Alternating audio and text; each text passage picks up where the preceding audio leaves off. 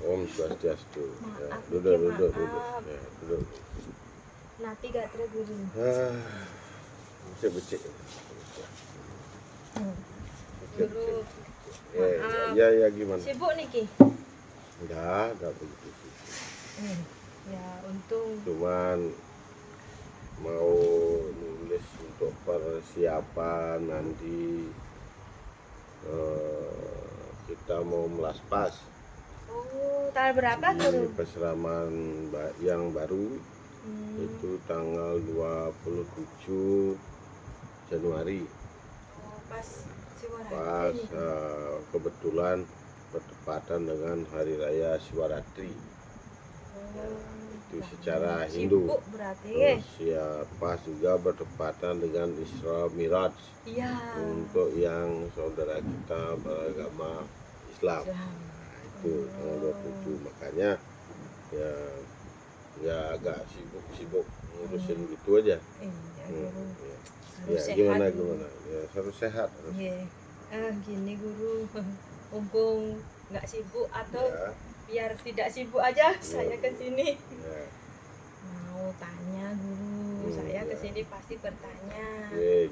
Yang kemarin itu kan tentang dasa aksara. Iya, tentang dasa aksara. Itu sudah paham guru, sudah mengerti, dan saya juga sudah ikut bergabung untuk pembelajaran di Taksirudra. Iya, syukurlah. Kalau sudah bergabung, tinggal pembelajaran saja. Pembelajaran beserta laku dan latihan kan itu. Mohon bimbingannya guru. Nah ini guru agak menggelitik niki pertanyaannya. Ya, apa pertanyaan yang mungkin? Ini kok saya itu dengar banyak sekali di medsos, banyak sekali di Facebook, kadang di TikTok, tentang Panca Mahabhuta. Sebenarnya apa tuh itu guru Panca Mahabhuta itu, dan apa unsurnya gitu loh, biar saya itu tahu di dasarnya sebenarnya paling dasar itu apa tuh yang di sana itu semakin gencar membicarakan gitu, jadi topik gitu. Jadi begini,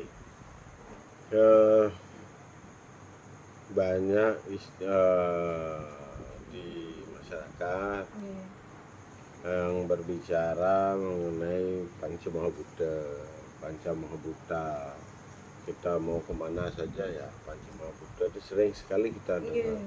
Namun demikian, Panca Mahabhuta ini harus dipahami melalui hal yang paling dasar, yaitu adalah bahwa Panca Mahabhuta ini terdiri dari 3 kata, yaitu Panca, Maha, dan Bhuta atau Buddha. Nah, ini berdasarkan istilahnya artinya. Jadi Panca Mahabhuta, Panca artinya 5. Kemudian Maha itu adalah utama. Terus ya Buddha itu adalah energi atau kekuatan. Jadi kalau kita simpulkan Panca Mahabhuta itu adalah 5 elemen yang utama. Nah, itu artinya. Jadi Buddha itu juga termasuk elemen. Jadi kalau disimpulkan bahwa Panca Mahabhuta itu adalah 5 elemen yang paling utama.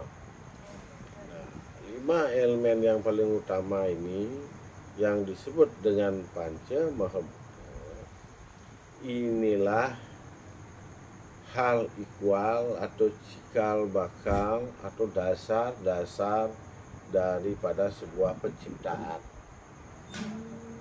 yang termasuk adalah penciptaan makrokosmos atau yang disebut dengan alam semesta. Mungkin kalau orang Bali akan menyebutnya dengan Buana Agung. Dan mikrokosmos, yaitu adalah fisik atau yang disebut dengan stula sarira. Nah, itu. Jadi ada 2 penciptaan di sini, ada Buana Agung dan Buana Alit. Nah, itu penciptaannya sama berdasarkan atas 5 elemen yang utama yang Iya. disebut Panca Maha Buddha. Mahabhuta. Nah, seperti itu. Nah, apa saja bagian-bagiannya Panca Mahabhuta itu? Ya, untuk di Itu Angga untuk Sarira. di Angga Sarira maupun di alam semesta, karena itu tidak bisa dipisahkan. Oh. Alam semesta dan alam diri itu tidak bisa dipisahkan dari 5 unsur ini. Maka yang pertama dipelajari itu adalah kalau mau mengenal lebih dalam, maka yang pertama dipelajari adalah Panca Mahabhuta, adalah unsur pembentuk alam semesta duluan. Oh, jadi Nah, yang jadi membentuk di alam semesta duluan. Nah, setelah itu unsur-unsur pembentuknya, baru nantinya setelah kita memahami apa yang disebut Panca Mahabhuta dalam unsur-unsurnya yang ada di alam semesta, baru kita akan menghubungkan dengan Panca Mahabhuta yang ada di dalam diri kita atau di buana alit atau mikrokosmos. Nah, begitu caranya. Dari yang Jadi besar yang dulu. besar dulu, yaitu alam semesta yang tidak terbatas ini. Maka bagian-bagiannya adapun yang sudah tertulis sebenarnya kalau kita belajar dulu di SMP, SMA, kalau di Bali itu memang sudah diajari oleh para guru-guru kita. Namun demikian tidaklah sedetail pada saat kita sekarang dewasa. Jadi hanya dia mempelajari unsur-unsurnya, bahwa alam semesta diciptakan oleh unsur Panca Mahabhuta. Apa itu? Yaitu yang pertama itu adalah Pertiwi namanya. Pertiwi. Unsur yang pertama disebut Pertiwi. Apa itu Pertiwi? Pertiwi itu adalah elemen yang terdiri dari unsur padat atau yang disebut zat padat. Zat padat, zat yang membeku, zat yang membatu. Nah, seperti itu. Itulah yang disebut dengan Pertiwi. Termasuk kalau kita ambil contoh nyatanya adalah tanah, bebatuan, terus logam. Nah, itu termasuk istilahnya unsur Pertiwi atau unsur padat. Makanya kalau kita menggali sumur di Pertiwi itu ada tanahnya, ada pasirnya, ada batunya dan lain sebagainya. Permata mungkin ada mungkin kan padat, gitu ya. Padat. Jadi dari zat padat. Nah, zat padat inilah yang disebut dengan Pertiwi. Terus yang kedua ada namanya apah. Apa itu? Apah itu adalah zat cair atau unsur cair. Zat cair itu yang jelas adalah berwujud air. Secara nyata perwujudannya adalah air. Seperti kita lihat di alam semesta, ada sungai, ada samudra, terus ada danau, ada hujan, dan lain sebagainya yang sudah disediakan oleh alam semesta. Itu adalah disebut apa? Termasuk kelebutan. Ya, termasuk pancoran, termasuk kelebutan, sendang-sendang dan lain sebagainya. Itu termasuk unsur cair atau unsur apa? Ya, salah satu unsur dari Panca Mahabhuta, yaitu yang disebut dengan apa.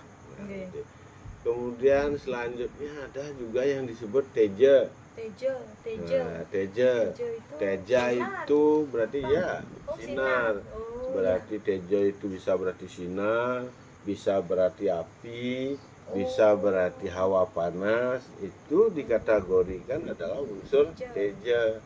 Salah satu unsur Panca Mahabhuta dalam hal ini disebut teja itulah artinya ada cahaya, Cahaya. ada sinar, ada api, atau hawa panas. Ya. Itulah yang disebut dengan teja. Mengeluarkan cahaya Ya, gitu. mengeluarkan cahaya. Kemudian ada yang mengeluarkan cahaya, ada yang mengeluarkan api, ada mengeluarkan hawa yang panas dan lain sebagainya. Itu disebut teja. Seperti contoh misalnya matahari, bulan, bintang, termasuk magma, Ya. ya, Itu kan keluar erupsi juga. gunung, dan lain sebagainya. Termasuk adalah api. Nah, itulah yang disebut dengan unsur teja. Teja. Nah, kemudian Lalu, ada unsur bayu Bayu. yang keempat. Nah, unsur bayu ini adalah adalah yang memberikan suatu kekuatan hidup Apa pada itu makhluk bayu? ciptaan Tuhan. Ya, semua memerlukan bayu. Tumbuh-tumbuhan memerlukan bayu, manusia memerlukan bayu, hewan, binatang dan sebagainya itu memerlukan bayu. Jadi sumber bayu itu adalah dari angin. Oh, angin. Angin. Kira bayu itu Ya, kekuatan. bayu itu adalah angin. Ya, tanpa angin, tanpa udara, ya nggak ada tenaga orang. Nah, itu dia disebut dengan unsur bayu. Bayu. Di angin dan lain sebagainya. Iya, Itu kehidupan, oksigen, Nah, napas. kemudian yang terakhir dari unsur Panca Mahabhuta itu ada yang disebut dengan akasa. Apa itu akasa? Langit gitu? Akasa itu tidak bisa kita simpulkan bahwa itu adalah langit. Oh ya, biasanya Ya, akasa, tetapi angkasa. secara keseluruhan akasa, angkasa, ada yang menyebut Bapu akasa, Bopo angkoso, dan lain sebagainya, bisa disimpulkan artinya adalah ruang yang kosong. Oh. Akasa itu adalah ruang kosong, makanya ruang kosong itulah yang disebut eter. Di mana letaknya Eter. kalau Ya, di ruang yang kosong, seperti ciptaan alam semesta di angkasa. Oh, Ya, gitu. di langit lapis yang ketujuh misalnya dan lain Iya, sebagainya, itu adalah ruang kosong yang diciptakan oleh Tuhan melalui Asti Widi Yoganya. Beliau menciptakan ruang yang kosong biar bisa kita tempati seperti sekarang. Nah, itulah yang sesungguhnya yang disebut dengan Panca Mahabhuta dalam alam semesta. Oh, tahu kalau seperti itu, Nah, Guru. itu Kan udah logika sekali. Nah, ini sangat sains. Nah, nanti penjelasannya mungkin bisa secara saintifik bahwa dunia ini tercipta oleh 5 elemen dasar. Oh ya. Nah, sekarang juga sudah banyak yang mengupas tentang Panca Mahabhuta hubungannya dengan sains. Seperti itu. Ini kan sangat ilmiah sekali pembelajarannya. Ini luar biasa, Bu. Pembelajaran sangat ilmiah tentang Panca Mahabhuta. Secara tradisional Bali, apalagi belajar kandepat, nah, unsur Panca Mahabhuta ini ya sangat penting. Oh, ada hubungannya, Ada hubungannya. Jadi dia akan terhubung dan berkorelasi dengan yang disebut dengan kelahiran kita atau penciptaan kita sebagai manusia. Karena alam semesta diciptakan melalui unsur Panca Mahabhuta yang tadi Pertiwi, Apah, Teja, Bayu, Akasa. Nah, manusia pun sama, tidak ada beda. Penciptaan pun manusia pun itu adalah melalui unsur tersebut, melalui unsur Panca Mahabhuta. Makanya ada Pertiwi, ada Apah, ada Teja, Bayu, Akasa. Nah, pembelajaran tentang penciptaan manusia yang terhubung dengan Panca Mahabhuta inilah disebut dengan ajaran Samkhya atau Sambyak. Artinya pengenalan jati diri yang sesungguhnya melalui dasar-dasar keilmuan untuk mengenal diri. Maka ajaran itu disebut Samkhya Yoga, atau yang disebut, ada yang menyebut dengan Sambyak, adalah untuk mengenali jati diri siapa sesungguhnya saya. Maka pertanyaannya adalah sire niketiang, itu kalau orang Bali bertanya, siapakah saya? Siapakah saya? Apakah saya dan lain sebagainya. Maka akan terjadi jawaban yang sama, bahwa badan kasarku atau stula sarira itu terbentuk dari 5 elemen itu atau 5 unsur itu yang disebut Panca Mahabhuta. Ada Pertiwi, ada apa, ada Teja, Bayu, Akasa. Mana itu letaknya, Guru? Bukan letaknya, unsur-unsur Iya. pembentuk badan fisik badan kita ini, iya. yang nyata. Contohnya, iya. Itu mengandung zat padat. Ada unsur padatnya, ada unsur airnya Iya. juga, ada unsur sinarnya juga, ada unsur bayunya juga, ada ruang yang kosong ada. Kita ada. Kalau padat itu tulang gitu, Guru? Iya, ya seperti tulang, seperti daging. Itu kan digolongkan padat. Padat. Ya itu kemudian Air, darah. itu air darah atau yang disebut sekret, yaitu adalah apa namanya lendir-lendir nika yang istilahnya bisa untuk apa namanya Enzim. biar ya enzim dan lain sebagainya. Ini kan Air digolongkan mata termasuk adalah air mata begitu. Jadi itulah unsur-unsurnya. Ada apa? Pertiwi. Ada apa? Ada Teja. Teja ini sinar ya. karena mata yang berhubung dengan indera-indera kita.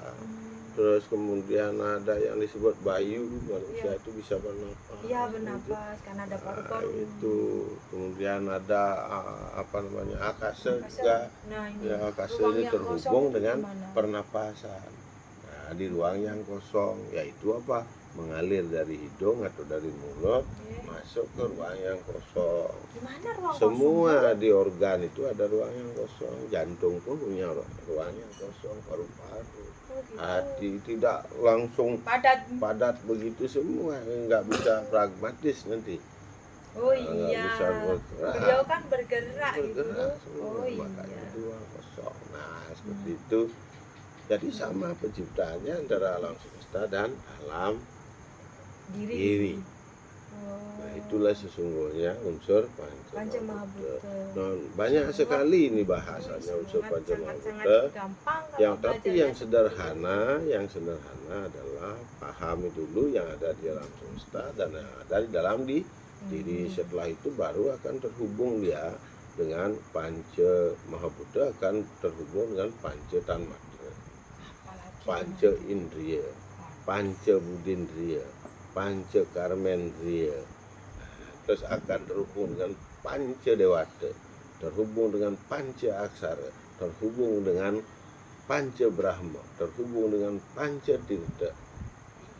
Itu tingkatannya banyak. Nah, untuk mempelajari yang banyak itu maka dasarnya dulu yang harus dipahami, ya tidak asal nyebut Panca Mahabhuta. Iya, sedikit-sedikit. Setelah kita hafal dengan yang tadi saya sebutkan itu, Panca Tanmatra, Panca Budindriya, Karmendriya, Panca Indriya dan lain sebagainya.